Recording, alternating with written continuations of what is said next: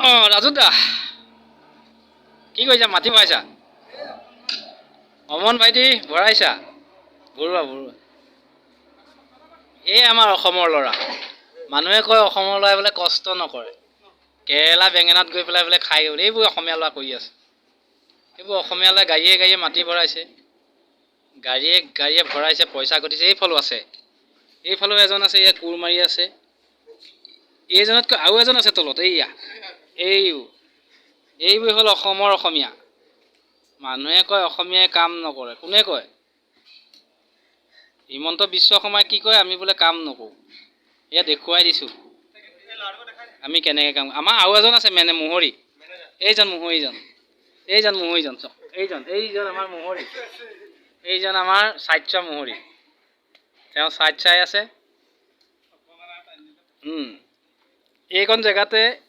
এইখন জেগাতে আজি 4জন মানুহে 22 গাড়ী ভৰাইছে। এতিয়ালৈকে 22 গাড়ী ভৰালেই। তাৰ পাছত কি কয়? অসমীয়াই বোলে কাম নকৰে।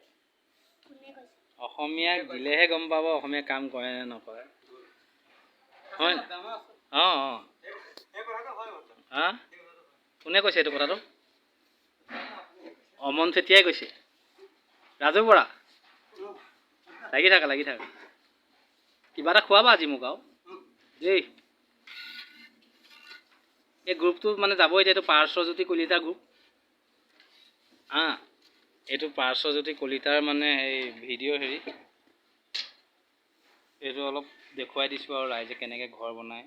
প্ৰথমতে ঘৰ বনাই খুটাটো বহায়, এইটো খুটা তলত মানে জালি চালি বহাই তললৈকে ঢালাই কৰি আকৌ এই 10 ইঞ্চি গাঁথনি মাৰে। তাৰপাছত এনেকৈ মাটি ভৰাই, তাৰপাছত আকৌ খুটাকেইটা ঢালিব, তাৰপাছত চাটাৰিং কৰিব। চাটাৰিং কৰি এইখনৰ নিচিনাকৈ ঢালাই হ'ব। এইখনৰ নিচিনা, এইটোকে কয় RCC ঘৰ। এইবোৰ আমি যোৰহাটত বনাই থাকোঁ। আমি বাহিৰলৈ নাযাওঁ কাম কৰিবলৈ, আমি নিজৰ জেগাতে কাম কৰোঁ। আমি অসমেই ক'লেও নাযাওঁ। গৈছিলোঁ এটা সময়ত, পিছত গম পালোঁ যে অসমতে ঢেৰ টকা আছে।